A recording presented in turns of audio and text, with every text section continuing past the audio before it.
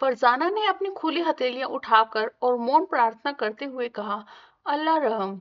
कहवा चाहे कि 2 कपों के साथ मैंने ज़ारा की मौत और अब तक की जांच की कहानी दोहराई। तो बस यही हुआ था।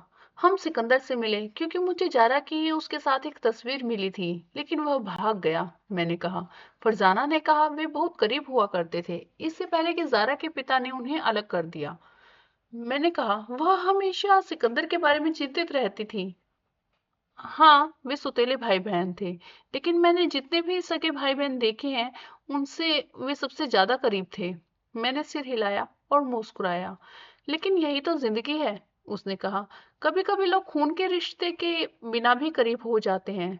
तुम अपनी ओर देखो, जारा और तुम अलग हो गए, फिर भी तुम यहाँ हो, सिर्फ एक ही सत्य की तलाश में।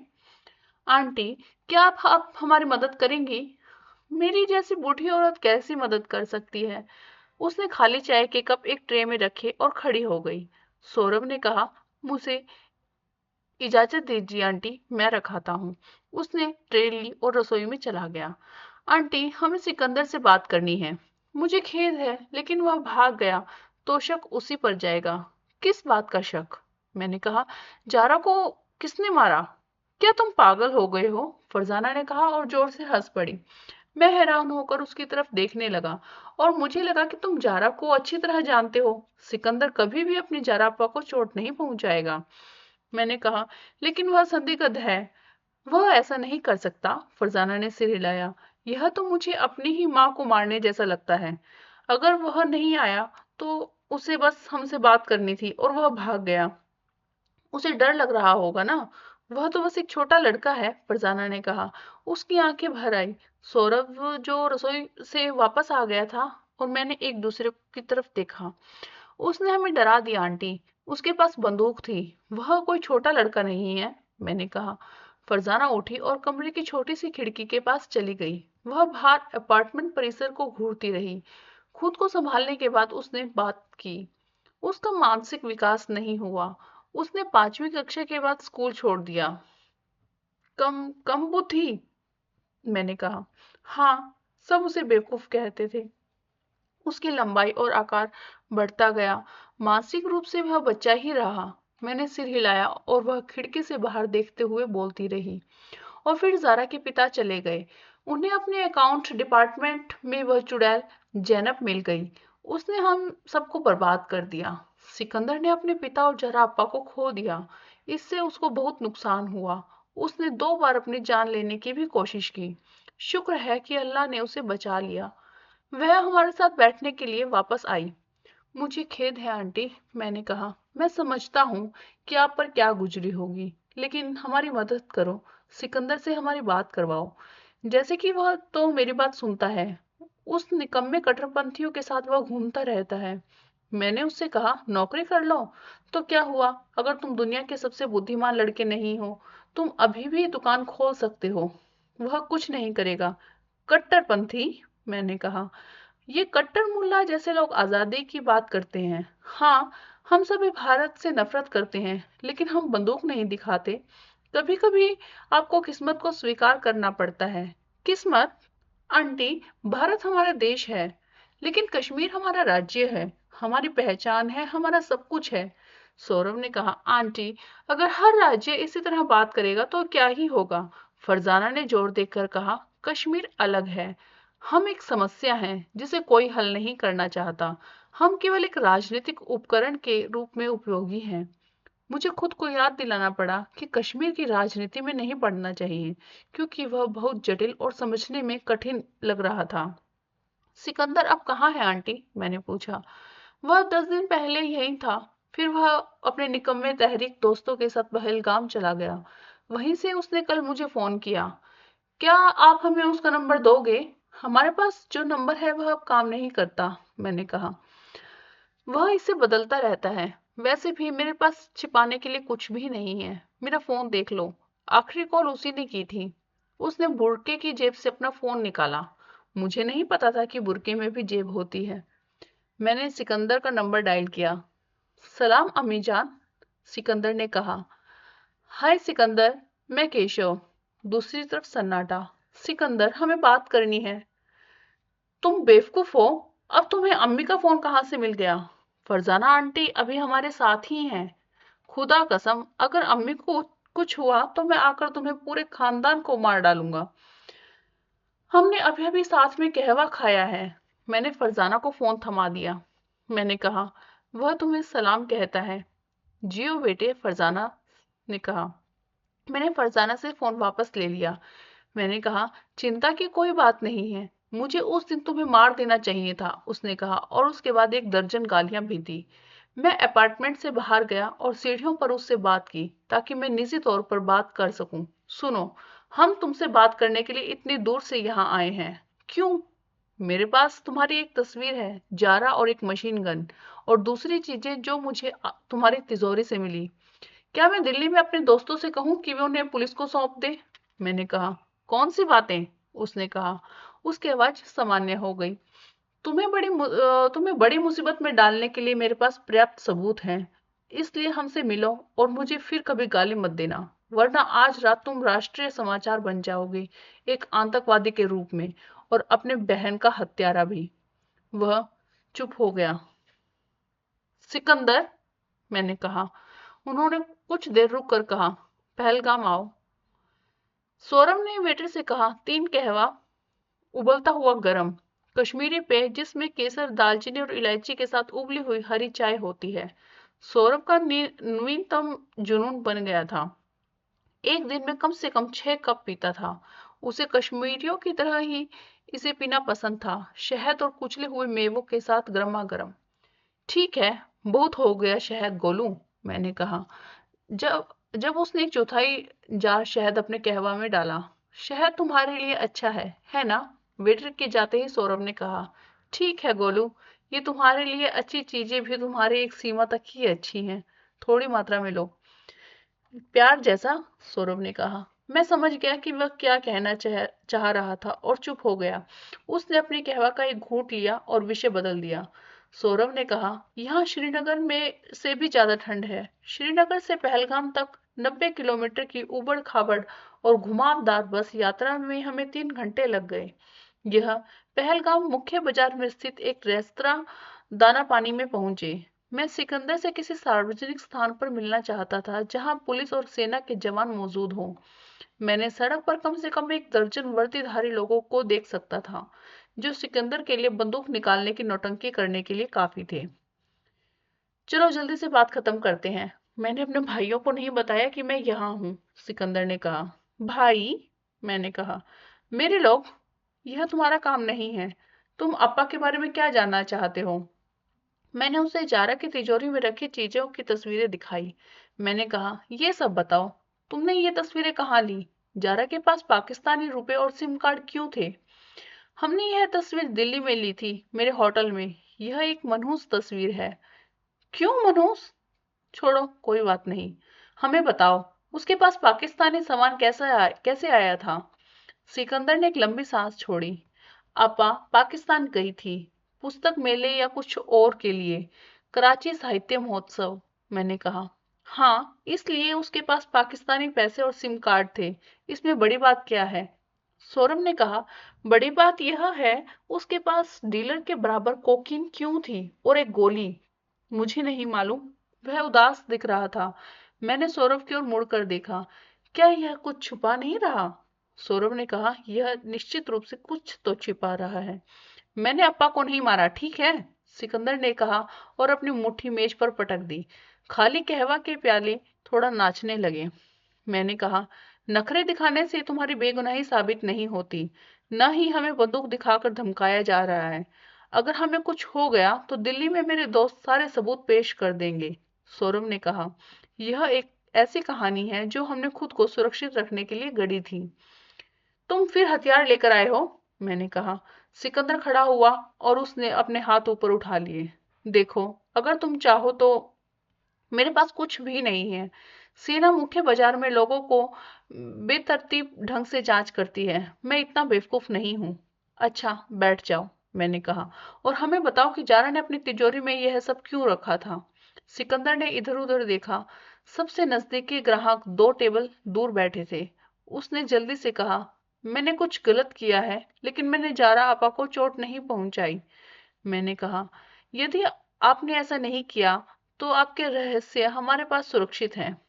मैं हाशिम अब्दुल्ला के लिए काम करता हूँ। मुझे यकीन है कि तुम जानते होंगे कि वह कौन है। सिकंदर ने ऐसे कहा जैसे वह बिल गेट्स या मुकेश अंबानी के बारे में बात कर रहा हो। माफ करना, मैं नहीं जानता। कौन है? मैंने पूछा। वह तहरीक ए जिहाद का मुख्य है। उसने मुझे जीवन में एक सार्थक उद्देश्य दिया, मुझे जोश के साथ जीना सिखाया। हाशिम भाई मेरे लिए सब कुछ हैं। मैं उनसे कहना चाहता था कि निर्दोष लोगों की हत्या करना या अपने देश से नफरत करना सार्थक उद्देश्य नहीं माना जाता। हालांकि मुझे अपना नो पॉलिटिक्स नियम याद आ गया और मैं चुप रहा। सिकंदर कह रहा था, हाशिम भाई आजाद में रहते हैं। कश्मीर? सौरभ ने कहा, पाकिस्तानी के कब्जे वाला कश्मीर? भारतीय प्रोपेगेंडा इसे यही कहता है। असलियत में हम जहां हैं वह भारत के कब्जे वाला कश्मीर है। मैंने अपने आप से फिर कहा, कोई राजनीति नहीं। मैंने कहा, छोड़ो, अपनी कहानी तुम बताओ हमें। मैंने तहरीक में जूनियर सिपाही के तौर पर शुरुआत की थी। हाशिम भाई ने मुझे कुछ बड़ा करने का मौका दिया, तभी मैंने गलती कर दी। वह हमारी नजरों से बचता रहा। क्या गलती? सौरभ ने कहा। मैंने जारा अप्पा को धोखा दिया। मैंने कहा, साफ साफ बताओ। सिकंदर की एक बात मुझे परेशान कर रही थी कि क्या वह वाकई मूर्ख था या मूर्ख होने का नाटक कर रहा था। हाशिम भाई ने कहा कि वे कराची में ऐसे लोगों को जानते हैं जो साहित्य महोत्सव का आयोजन कर रहे हैं। उन्होंने कहा कि वे भारत से कुछ लोगों को आमंत्रित करना चाहते हैं, खास तौर पर प्रतिभाशाली छात्रों को, शांति के प्रयासों को दिखाने के लिए। मैं नहीं जा सका। हाशिम भाई ने कहा कि मेरे पासपोर्ट पर पाकिस्तान के कम से कम स्टैंप होने चाहिए। उन्होंने मुझसे पूछा कि क्या मेरे मन में कुछ है, और आपने जारा का सुझाव दे दिया, है ना? हाँ, जारापा को किताबें पढ़ना बहुत पसंद था। वह भारत में कई साहित्य समारोह में शामिल हुई थी। मैंने उनसे पूछा था। आयस्को ने उनकी उड़ान और ठहरने का खर्चा उठाने की पेशकश भी की थी, जैसा कि उन्होंने कहा कि वे कुछ अन्य चुने हुए छात्रों के लिए कर रहे थे। आपा ने प्रस्ताव स्वीकार कर लिया और इसलिए वह पाकिस्तान चली गई। हाँ, हाशिम भाई उससे कराची में मिले थे। उन्होंने मेरे लिए कुछ उपहार भी भेजे थे। उन्होंने उसे कपड़ों और नाश्ते से भरी एक छोटी सी गाड़ी दी थी। और सौरभ ने सिकंदर से हर बात सुनते हुए कहा, उन्होंने एयरपोर्ट पर ड्रॉप ऑफ कार में स्ट्रॉली को बदल दिया। कपड़ों की एक परत के नीचे उन्होंने कोकीन भर दी। 8 किलो। 8 kilo cocaine! सौरभ ने सीटी बजाई। क्या यह बहुत बड़ी बात नहीं है? लगभग 5 करोड़ रुपए की कीमत। यह तहरीक के खुद के लिए धन जुटाने के तरीकों में से एक है। यह तहरीक के लिए मेरा पहला बड़ा योगदान था, सिकंदर ने कहा। मैंने आह भरी। मैंने सोचा, इस दुनिया में चंदन क्लासेस से भी बेहतर काम करने की जगह है, जैसे संगठन जो ड्रग के पास से खुद को फंड करते हैं। तुमने अपनी बहन को ड्रग खच्चर के रूप में इस्तेमाल किया। मुझे उस समय नहीं पता था कि यह इतना ज्यादा गलत है, और हाशिम भाई ने इसकी योजना बनाई थी। बहुत बढ़िया। कस्टम पर किसी को उस पर शक भी नहीं हुआ। वह सामान घर ले आई। यह ठीक है। अगर कस्टम ने उसे रोका होता तो वह अपनी जिंदगी जेल में बिताती। आईआईटी की एक युवा लड़की जो पुस्तक महोत्सव से वापस आ रही थी, उस पर कोई शक नहीं करेगा, हाशिम भाई ने मुझसे कहा था। क्या तुम सच में ऐसा कह रहे हो? अगर उन्होंने ऐसा किया तो क्या होगा? मैंने ऊंची आवाज में कहा। उसने कोई जवाब नहीं दिया। मैंने अपने गुस्से को दबाने के लिए गहरी सांस ली और इससे बड़े बेवकूफ को थप्पड़ नहीं मारा। सौरभ ने मेरी कलाई पकड़ी और मुझे शांत रहने का इशारा किया। ठीक है, तो फिर आगे क्या हुआ? सौरभ ने कहा। मैं आपा से बैग लेने गया था, लेकिन मेरे पहुंचने से पहले ही उन्होंने उसे खोल दिया था। उसे ड्रग्स के बारे में पता चला? मैंने पूछा। हाँ, उसने मुझे बहुत डांटा, यहाँ तक कि मुझे थप्पड़ भी मारा। मुझे उसे बताना पड़ा कि मैं किसके लिए काम करता हूँ। मैंने उसे समझाने की कोशिश की, हाशिम भाई बहुत अच्छा काम कर रहे हैं। फिर उसने क्या कहा? उसने मेरी बात सुनने से इनकार कर दिया। उसने कहा कि मुझे इन लोगों से दूर रहना होगा। वह चाहती थी कि मैं बैग पुलिस के पास ले जाऊं। तो तुम गए? नहीं, मैं हाशिम भाई को निराश नहीं कर सकता था। और वह इससे खुश थी? बिल्कुल नहीं। लेकिन मैंने उसे झूठ बोल दिया। मैंने कहा कि मुझे यह एक बैग दे दो ताकि वे मुझे अकेला छोड़ दें और फिर मैं इस ग्रुप को छोड़ दूंगा, और तुमने ऐसा नहीं किया। वह फिर से फर्श की ओर देखने लगा। उन्होंने कहा, मैं हमारे महान उद्देश्य को नहीं छोड़ सकता था, भले ही महान उद्देश्य से उनका आशय कुछ भी रहा हो। तुम्हें लगता है कि ड्रग्स बेचने वाले किसी व्यक्ति के लिए काम करना ठीक है? हमारे पास कोई विकल्प नहीं है। हम शक्तिशाली सरकारों से लड़ रहे हैं। एक बड़ा अच्छा काम करने के लिए कभी कभी आपको थोड़ा बुरा भी करना पड़ता है, उसने एक अभ्यास भरे लहजे में कहा। हाशिम ने यह कहा, हाँ, उस समय मुझे एहसास नहीं हुआ कि जारा अप्पा ने एक पैकेट रखा है। वैसे भी मैं अब तहरीक में ड्रग से संबंधित काम नहीं करता, मैं भर्ती का काम करता हूँ। मैंने भर्ती शब्द सुना और मेरी सहजता पूछने की थी कि क्या वे भर्ती कर रहे हैं और क्या मैं आवेदन कर सकता हूँ। मैंने डांटा और खुद को याद दिलाया कि यहाँ काम करना कोई विकल्प नहीं था। क्या उसकी मृत्यु से ठीक पहले तुम उसके संपर्क में थे? ज्यादा कुछ नहीं, बस कभी कभार फोन आता था। उसने मुझे यह सब बकवास भूलकर नौकरी ढूंढने को कहा था। असल में उसने मुझे एक बार तुम्हारा उदाहरण भी दिया था। बेशक उसे नहीं पता था कि मैंने तहरीक नहीं छोड़ा है। मेरा उदाहरण? मैंने एक्साइटमेंट से कहा। उसने कहा, मेरी तरफ देखो सिकंदर, मैंने केशव के साथ अपने जुनून का पालन किया और कभी महसूस नहीं किया कि व्यवहारिक जीवन मायने रखता है। इसने मुझे कहीं नहीं पहुंचाया। आखिरकार मुझे रघु में एक व्यवहारिक विकल्प चुनना पड़ा। व्यवहारिक? मुझे भी पूरी तरह समझ नहीं आया। उसने कहा कि वह अब रघु से बहुत प्यार करती है, लेकिन आखिरकार उसे चुनने में उसे व्यवहारिकता बरतनी पड़ी। उसके परिवार को जारा या किसी और से कोई समस्या नहीं होगी। उसने तुम्हें यह क्यों बताया? मैंने पूछा। मुझे यह बताने के लिए कभी कभी हमारा दिल हमें गलत जगह ले जाता है। तहरीक वह जगह है जहां मेरा दिल था। वह चाहती थी कि मैं अपना दिमाग का इस्तेमाल करूं और दूसरी नौकरी ढूंढ लूं। ओह, मैंने कहा, मुझे लगता है कि मैं गलत जगह था जहां उसका दिल उसे ले गया था। फिर भी यह सुनकर अच्छा लगा कि मैं उसके दिल को पसंद था, न कि व्यवहारिक को। ठीक है, सौरभ ने कहा, क्या तुम कुछ और शेयर करना चाहोगे जो हमारे लिए उपयोगी हो? मुझे कुछ नहीं समझ आ रहा। मैंने यह सब किसी को नहीं बताया। क्या अब मैं जा सकता हूँ? मैंने सिर हिलाया। सिकंदर जाने के लिए उठ खड़ा हो गया। सौरभ ने कहा, क्षमा करना, एक और प्रश्न है। क्या? जारा के साथ सेल्फी? यह कब ली थी तुमने? जारा आपा मुझसे मिलने दिल्ली आई थी। तुम्हारे पास मशीन गन क्यों है? मैं नए रंगरूटों को बंदूक चलाना सिखाता हूँ। बैठ जाओ सिकंदर, मैंने कहा। जैसे ही मेरे दिमाग ने कभी कभी हमारा दिल हमें गलत जगह ले जाता है, शब्द को दोहराना बंद कर दिया और हत्या के मामले पर मैं वापस आ गया। क्यों? उसने कहा। वह अपनी दोनों बाहें क्रॉस करके खड़ा रहा। तुम्हें लगता है कि हम बेवकूफ हैं? क्या हुआ? तुमने कहा कि तुमने जारा को बताया कि तुम तहरीक छोड़ चुके हो। हाँ, तो इस तस्वीर में यह क्यों मुस्कुरा रही है जब वह तुमसे मिलने आती है और तुमको मशीन गन के साथ पाती है? मैंने पूछा। मुझे जाने की जरूरत है। तुमने यह भी कहा कि यह तस्वीर मनहूस है। ऐसा क्यों कहा? सौरभ ने कहा। सिकंदर ने अपना सिर पकड़ लिया। मुझे माइग्रेन हो रहा है, मुझे माफ करो। अभी हमारा काम पूरा नहीं हुआ, मैंने कहा, और मेरा विश्वास करो, तुम चाहोगे कि पुलिस के बजाय हम तुमसे पूछताछ करें। मुझे आराम करने जाना है। क्या हम बाद में बात कर सकते हैं? कब? कल? उसने सिर हिलाया और बच्चों की तरह नाक सिकुड़ने लगा। हाँ, कल मुझे तुम फोन करो, सिकंदर ने कहा और रेस्तरां से वो बाहर चला गया। सौरभ ने कहा, हमें ज्यादा गर्म कपड़े लाने चाहिए थे।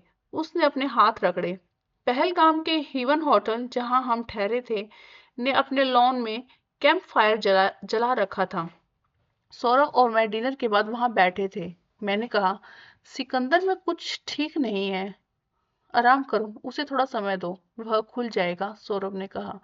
वह धूर्त है, मैंने कहा। वह भोला और बेवकूफ होने का दिखावा करता है। वह ऐसा है नहीं। शायद वह घबराया हुआ है, सौरभ ने कहा। बकवास। मुझे लगता है कि अब समय आ गया है कि हम सच्चाई का सामना करें। क्या सच? सौरभ ने कहा। उसका गोल चेहरा कैंप फायर से चमक रहा था।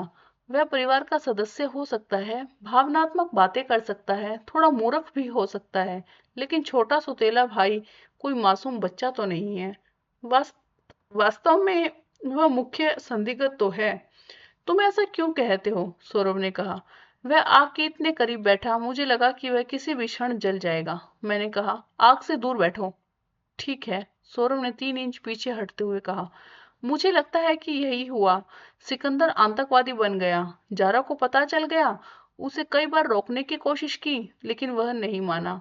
जारा ने आखिरकार अपना धैर्य खो दिया। उसने पुलिस के पास जाने का फैसला किया और सिकंदर आकर उसे पहले ही उसे मार देता है। सौरभ ने कहा। हाँ, संभव है। इससे यह भी पता चलता है कि वह खिड़की क्यों खोलती है। यह उसके लिए एक उसका सौतेला भाई था आखिरकार। मैंने उंगलियां चटकाई। बिल्कुल। तस्वीर कैसी है? जरा क्यों मुस्कुरा रही है?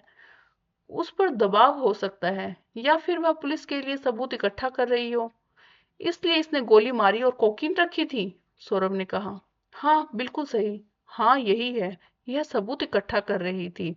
वह पुलिस के पास जाना चाहती थी, क्योंकि भाई नहीं रुक रहा था ना। सिकंदर को पता चल गया और उसने उसे मार दिया। लेकिन मैं अपनी बहन से प्यार करता था, सौरभ ने कहा। अगर हाशिम भाई ने उससे कहा होता कि उसे मारना किसी बड़े भले के लिए है, तो तुमको क्या लगता है कि वह बेवकूफ क्या करेगा? सौरभ ने दोबारा बोलने से पहले अपना गाल खुजलाया। मारना। हम कुछ सेकंड तक एक दूसरे को देखते रहे। सारी बातें समझ में आ गई और सिद्धांत ने सब कुछ ठीक कर दिया। हमने हाई फाइव किया। हमने उसे पकड़ लिया है। इंस्पेक्टर राणा को बुलाओ। हमें उसकी मदद की जरूरत होगी। मैंने कहा।